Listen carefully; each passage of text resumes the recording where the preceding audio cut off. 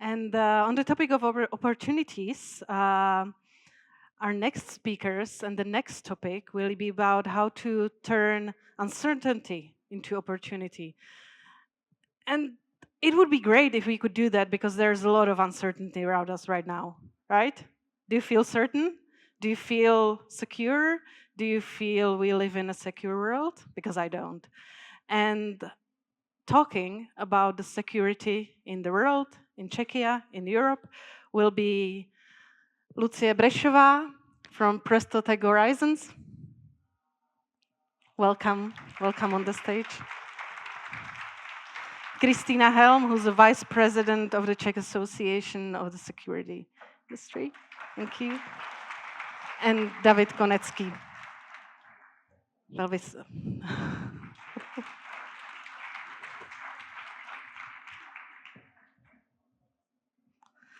David Konecký is our representative of Czech Republic at NATO, and will be able to talk more about how small businesses can also get into the topic of and the world of security, and that's what we will talk about: how to turn uncertainty into opportunity.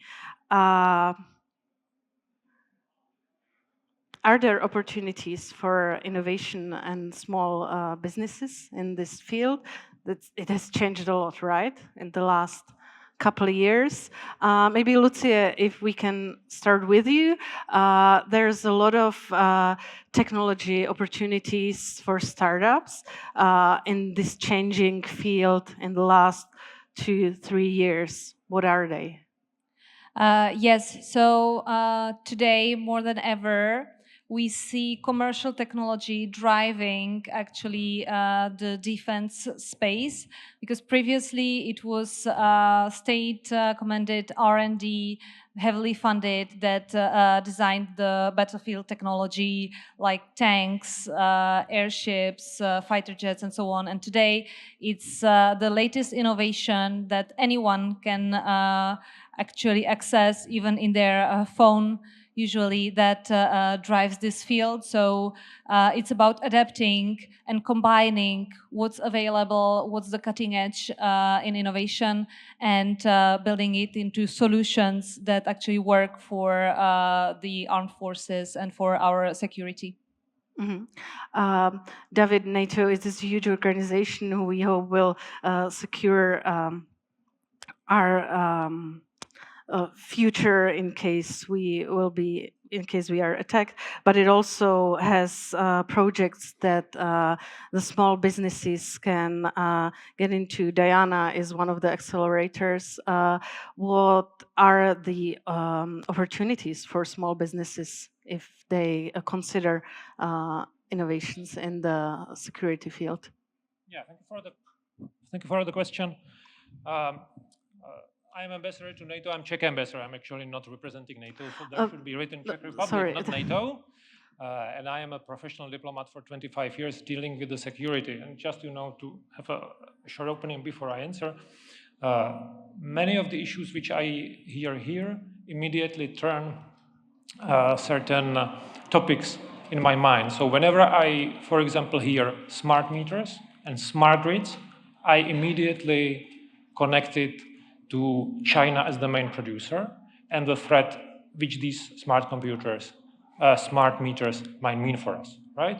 So that's one of the way. And many of us, many of people in the room probably don't think this way. And I think that's also important not to think only this way, but also to think this way. This prelude, I am saying that for concrete reason, and that reason is that in NATO right now, the main word, except for Russia, is innovation. And innovation is really the word in NATO, and it has widespread consequence. As was mentioned, right now the innovation is mainly driven by the startups, by even academia, and they are basically offering their solutions. If I should tell you one example, you might remember the drones coming into the Polish airspace, shut down by the 2 Dutch F-35s with very expensive air-to-air missiles.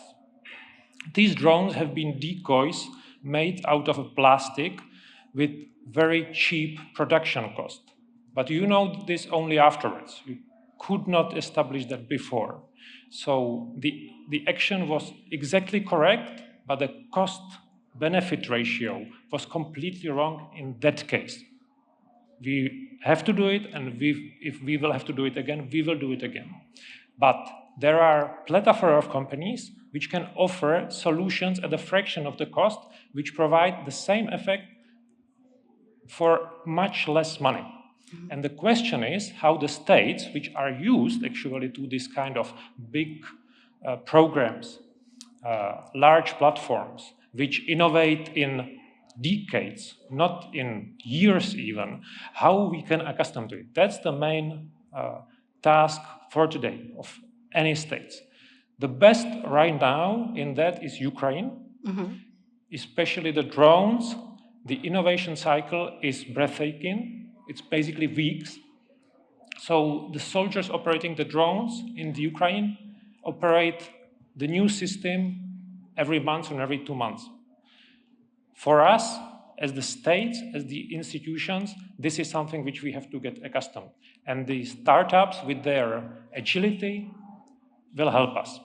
The NATO has created 2 main structures which should help bring this kind of knowledge into our system. One is Diana, which is the defense industry accelerator for North Atlantic, and it's targeting the startups in a very focused way, helping them to actually understand what is required by defense industry, security institutions, and so that's one. And then on top of that, there is something which is called NIF, which is NATO Innovation Fund, which is venture capital in very simplification, actually money which could be invested into the startups. These 2 structures are connected to NATO. So if you have the picture of the NATO, that it's some kind of structure which is very heavy in arms, tanks, ships, planes, it's also a lot about innovation. And we are trying to get that right, and the startups are the most important part of it. So the opportunities are really vast right now, and they are growing. The conflict in Ukraine showed us that we really need to speed up this innovation cycle you mentioned. With China as a threat on the horizon, which is unfortunately ahead of us in terms of this innovation cycle of their security technologies, is another pressure point, right? So are we as Euro-Atlantic society ready to incorporate all this new technology coming from startups? You've mentioned the projects from NATO, Diana, NIF, but are we really ready to incorporate all this innovation effectively?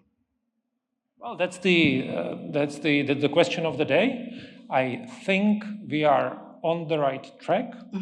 But if I should leave one sentence here, which I want everybody to take home, that's the sentence not invented by me, and that's called security by design. When you think about any activity which you want to propose to anybody, think of security. Not in a way that you should somehow restrict yourself, but think about what this aspect means for your product. Right now, I am quite certain that if you have mobile phone here, it is being under cyber attack right now, each and every one. And this is being dealt by the providers of the service. Your mailbox right now is under automatic cyber attack. It's happening. This is the world which we are living in. And we don't get nervous about that. We don't get stressed about it. But it's important that those who are providing it to us are cognizant of it and are providing this. Normally, as I understood the startup works, they plug into something bigger, some larger platform, something which scales up the effects. And if it's done not properly from the first step, it basically provides or tricks or destabilizes the whole bigger concept. So actually, it's also important that as we try to get this innovation and the energy from the startups, they also have to understand the responsibility which they have as they are the first part of the chain. As you mentioned, we are under constant cyber attack, but these are private companies that are being the shield. But in terms of the physical security and the security of states, it's not private companies, it's the states, it's NATO. In your view, Lucia, because you're on the, let's say, other side of the barricade, are the states and NATO, are they ready for the shorter innovation cycle and for the new tech? Right now, I am not as enthusiastic as David. The will is definitely there, and what's important, the realization that we need change and very fast. There are working models, would it be the United States, Israel. Luckily, there are also states in Europe, like Estonia or Denmark, that have already cracked the cooperation between the military and the startup scene, and also shortened or adapted the procurement cycles to be able to integrate innovation from startups to the defense mechanisms. So instead of reinventing the wheel, we can take like examples from abroad and change these things, because, for example, in Czech Republic right now, the system is not adapted for it at all. Do you have some experience with this, Kristýna? Is the Czech Republic ready for cooperation between private companies and startups in particular and the military world?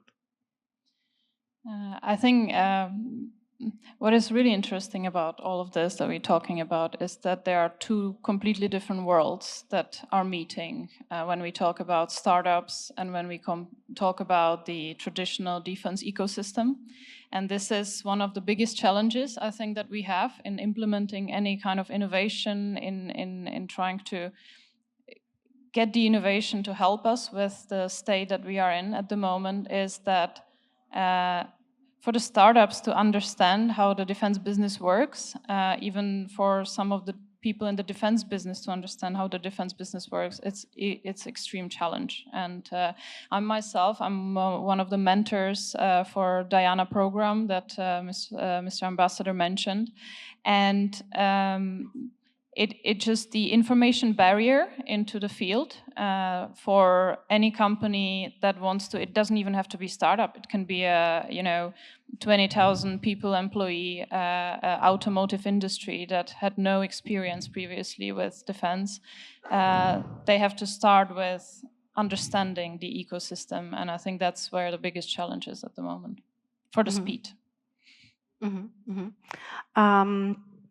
David, we have a question from the audience that you as an ambassador to NATO could maybe answer.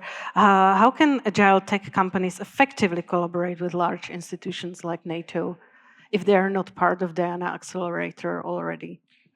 Yeah, the main vehicle is actually called experimentation. And experimentation in NATO is being dealt by one of two strategic commands. NATO actually have two strategic commands. It's military organization, while the strategic security concept is much larger than that. But it has, in the military field, it has two major commands. One is operations, that is for a real happening. And then there is something which is called transformation. Because and I agree, here in the Czech Republic, to embrace innovation really aggressively, it's extremely difficult for many even legal reasons, and we have to look at that as the country. But in NATO, this transformation, that's something which is embedded in the armed forces. The armed forces are actually under constant development. They change the doctrines, they change the training, they change the way they fight. There is constant development, although it might seem like a bit static, and there is this saying, the soldiers always fight the previous war, right? But still there is the transformation. In NATO, there is command for transformation. This command is actually doing a lot of experimentation And this experimentation is actually aimed exactly of what you are telling, using any technology which might be suitable for the purposes this experimentation is aimed at. Again, these are things which are somehow connected to military activities, but not exactly military. If I should give one example, in Baltic Sea, there was happening the big experimentation which was focused on the sensors which monitored the situation in the sea and on the seabed, because many cables, which are undersea cables, have been cut by the ships dragging the anchor. Mm-hmm. So like VIC cables connecting us to internet and the data. NATO actually said, okay, we need to have more situational awareness, and if we have the more situational awareness, it will deter. If somebody wants to do it, they know we can see them, and they will not do it, right? And it was actually the combination of sensors, of actually software, and I think that's something which the startups could really deliver, kind of software, kind of recognition, how you deal with the data, how you distinguish in the data what is needed. And then the platforms, because there have been many unmanned platforms, surface, undersurface, which have been carrying the sensors. And then you, of course, speak about, for example, the communication, physical platforms. And many of this experimentation was really done by the startups or small companies actually offering their technology and testing their technology, right? So the NATO is actually, as the ecosystem, quite agile, but still, and that's very correct, you have to understand the way what it is looking for, right? But as you are innovative, you might also offer something. And for me, this offer, as I said, the word of the day is innovation. The next word is actually the big data and how you work with the big data. So I have seen on that stage, actually trying to sort out the customers, AI. It's quite similar to some of the situation which the military finds themselves, right? So that's why actually the experimentation is, for me, the first interface which we have to develop even in the Czech Republic. And I know that there are efforts in the Ministry of Defense to go in this direction, to basically start with the experimentation, because that shows you, first, a lot of results, but second, how you actually communicate with the startup so they understand what you want. Yes, if I just may add to it, I completely agree, but maybe one of the specifics, because I'm not sure that we have people here who really understand the structures of NATO and how the armament works and how the defense spending is being distributed. And what NATO is doing is extremely important because it gives the attention to innovation, to startups, and it gives them a chance to test it in the environment. But in the end of the day, it's like just the first step. It's almost like a promotion step, because then the countries have to make sure that they buy it and that they implement it into their national defense forces. And that's what the problem starts, because you have each country, each system of procurement, each national players, and that's where the really difficult game is starting. So NATO is doing a lot to boost startups, to boost the technologies, and to give incentives to the national states, but then it's up to them how they react to it. Kristýna, if you could change one thing in Czech Republic here in the system that is covered, what would you change in order to give Czech companies more opportunity to work with the Czech military force? The agile tech companies. I would change the system of military research and development, because at the moment it's very stiff, very, well, there is almost no budget for it. And the way the projects are being suggested, the way they are being then used in the praxis is just not good enough. So I would really take an example, why not from the top of the top, DARPA, the US organization, the military research organization that is belonging under the Department of War, they call it at the moment. That's where they really are doing the prime things, and that's where the end user is meeting the companies, and that's where you, at the beginning, know what you want from the end user, and the commercial, or it can be also research institutions and universities, they can help to get it. Lucie, you as an investor who's going around the world searching for startups with interesting security connected products and defense products, what's some of the most exhilarating stuff you've seen? What do the startups have to offer to the defense industry? We could dedicate a whole night to that, and it's really in the realm of science fiction. But some of the most fun, if we go from robotic insects to parachutes that allow you to bring stuff from orbit down to Earth. We recently invested Firehawk, which is a company that developed a solution to 3D print rocket fuel. And that completely disrupts the production chain of this area. Or an example which is much more down to earth, but shows actually the potential of technology, how it changes the situation in the battlefield, is our portfolio company Vidar, which has an echolocation solution replacing radars for detecting artillery. So classic solution, the radar is very costly, costs tens of millions, is very big, needs to be transported on a large car, and is actually very vulnerable because it emits waves to be able to detect the artillery. So it's actually detectable itself. While Vidar has a solution that combines AI with ecoacoustics, so by sound analyzing, triangulating where it comes from. It's a solution that fits in a backpack. It costs in the tens of thousands and also doesn't emit any waves, so it's not detectable.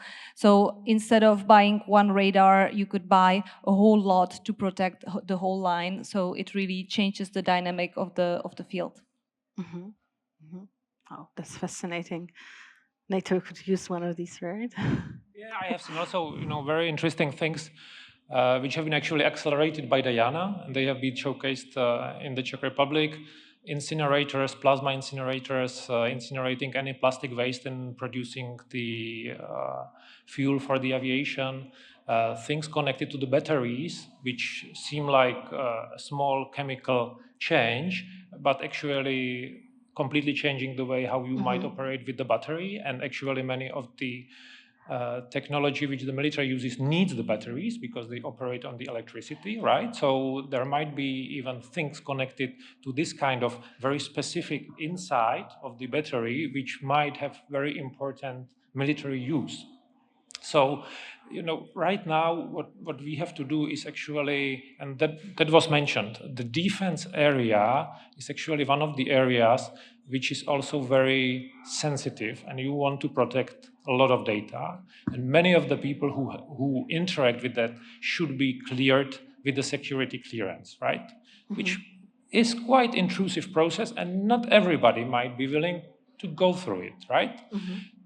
But if we insist on that, we might lose some of the innovation which could be useful to us. So, and this is just me speaking, and this is my impression I got from many of the talks I have, that we have to probably do some kind of forward testing, actually not taking that much care about the security clearance, but looking at the technology and get inspired, right? What could be used. And then if something is really important, then try to look at that, how can we actually use it? So not start from the beginning with the security cleared people which can deliver something, because that's really arduous, but it would be definitely the advantage if you want to do it.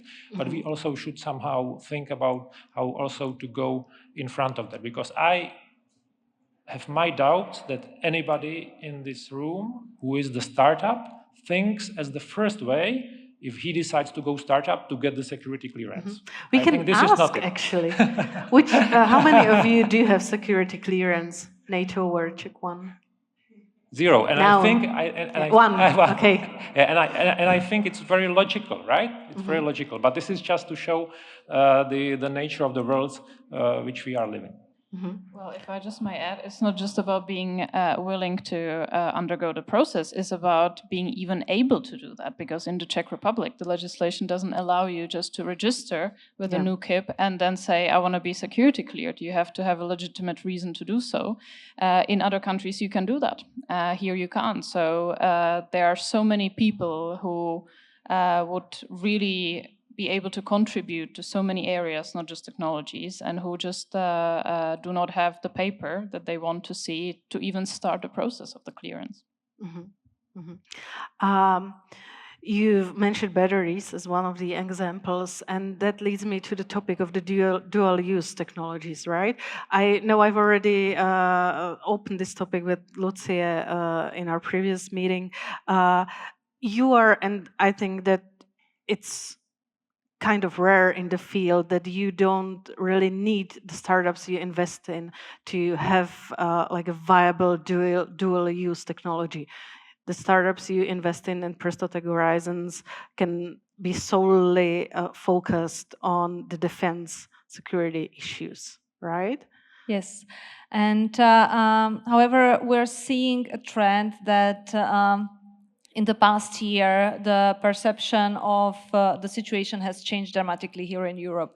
And what's quite surprising that, generally speaking, on European level, the investment into the defense space in startups has quadrupled over the past 5 years to over 4 billion euros this year alone.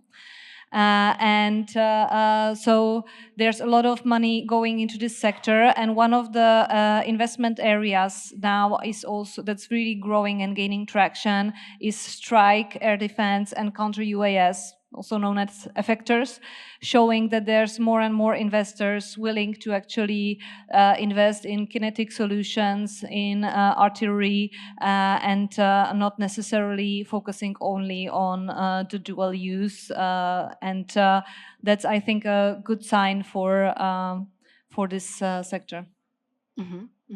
Kristýna, on the topic of dual technologies, as a vice president of the Association of Defense and Security Industry in Czech Republic, is this something that the companies feel they need to have dual use of their technologies, defense technologies? That became a buzzword of our field, dual use. Dual use innovation, dual use support, and I always like to bring the discussion on the level why we want dual-use technologies. So why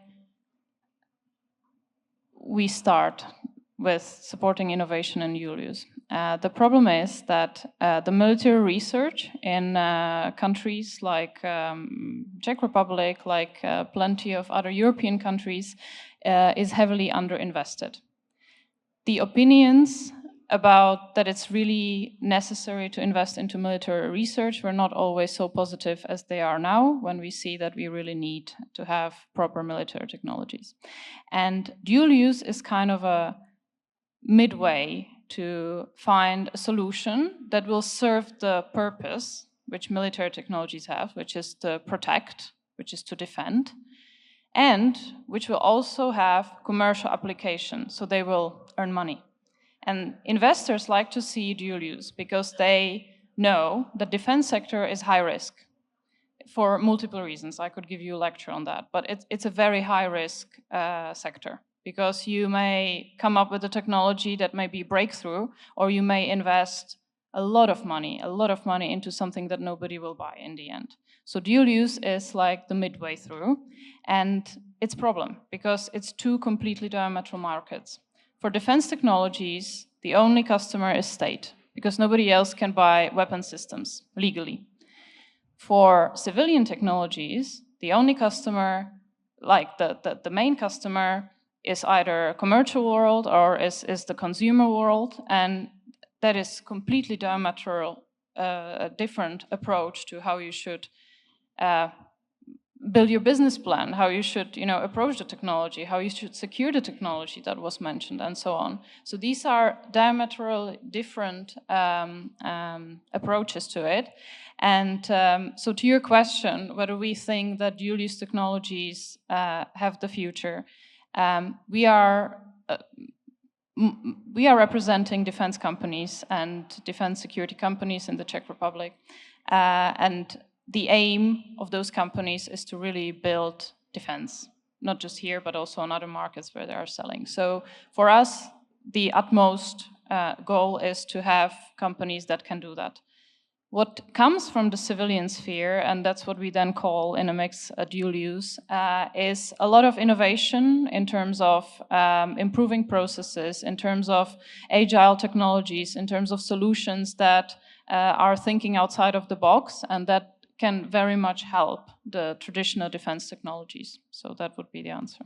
Mm-hmm. David, do you feel that sometimes there's pressure on companies to produce dual-use technologies? Is that a problem? Do you see it that way?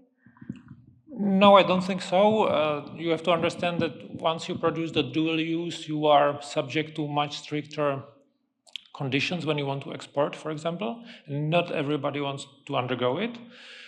So that's first. And second, I think we are also, the typical dual use is really something which have the military/defense application and civilian application. But what we see right now, for example, in the US is that there is actually use of totally civilian assets for the military purposes. And one of that would be satellite imagery. The US realized, and I think that's completely right, that at certain level of the resolution, which is not the highest one, there is a lot of commercial providers and they have this kind of internal competition, innovation, very aggressive one, and they could deliver really very cheaply, which the military technology with, with these really big investments and, big research, clearances, everything is secret, might not be that effective. So what they decided is that they actually split the field. For a certain task, they actually work with the civilian contractors and they pay them and it's very cost effective. And for some of the solutions, they simply use the typical military stuff, not even the dual use. So I think there is also something right now which is also going into this totally civilian way. And I think it's recognition that the dual use is not that simple to produce, but also to control. If you look at the current geopolitical state of the world, and you look at the technologies, and many technologies discussed here, quantum, AI, biotechnologies,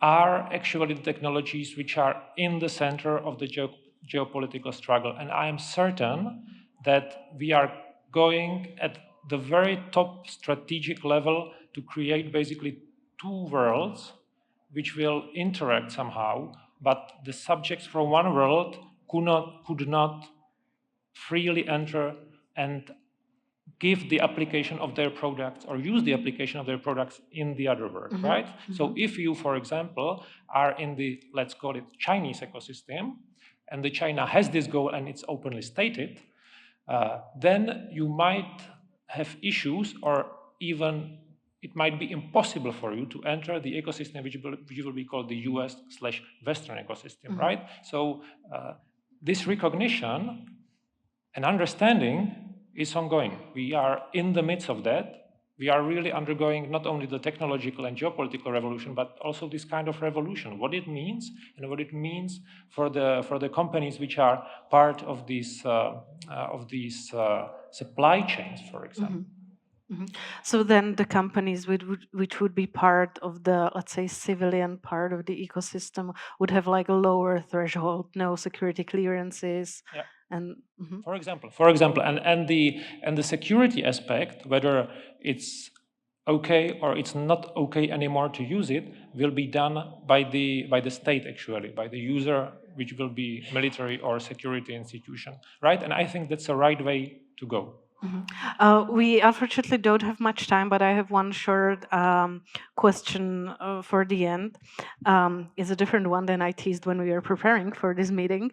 But if you, for yourself, for our audience, could identify one threat that you feel is the most pressing, but at the same time could be solved with innovative technology, and I mean threat to us, our security as the Euro-Atlantic world, what would it be? Lucie, do you want to start? you're more hands-on with technology. Yes, well, the thing about innovative technologies and having the commercial technology going into defense application is also that it's available to everyone. And it therefore gives also asymmetric power to people or parties that were not a threat before, but can use this type of technology. I like to say that an F-35 costing billions is pretty much useless if it's destroyed before it even starts by a couple of drones costing in the millions. So it's being able to react quickly enough to this type of threat, again, using the new technology, but using it also to protect ourselves, not only like in the defensive aspects. Thank you, Lucie. Kristýna, if you can be quick. I think the biggest threat that we face at the moment is that we completely lost the superiority, the technological superiority in so many areas. So if you look at the emerging and disruptive technologies, AI, big data, quantum systems, autonomous systems, biotechnologies, we are behind. We are behind China. In some technologies, we may be behind Russia, and we are still, and that's where I see the threat, we are still not realizing that it's not enough just to catch up. We need to really work hard to be at the front again. So I think that's where the space is really for innovation, for all your companies, all your solutions, to really not just aim to, be as good as they are in the US, but to really aim to prime. And because we need that, we really need that. We have a topic that is quite serious. It's our defense, and we need that to survive. So it's really a need to have these innovation and to regain the technological superiority in these new domains. David, our time is up, but I want to give you a chance to answer as well. Time is up. Yes, I can see it. Yeah, so I will be very quick. I think the biggest threat I see is that we will not recognize what is the most important revolutionary concept, and that is something which is called all society approach to security. That it's actually not only the task of the state or the institution or NATO ambassador, military forces, president, prime minister, but it's actually the task for the whole society, right? And it has very dramatic meaning, and it has very dramatic implications and the needs for the times, for the decades which are in front of us. So I think the biggest threat is that we will not recognize it as the society. And the technology which to overcome is very simple. It's actually the rational human brain and human thinking, and the rational debate, and the debates like this, and basically trying to cross all the silos, limits, groups which normally speak to each other, and trying to speak across these lines. That was David Konecký, Mr. Ambassador of Czech Republic to NATO, Kristýna Helm, Vice President of AOBP, and Lucie Brešová, one of the co-founders of Presto Ventures. Thank you very much. Thank you.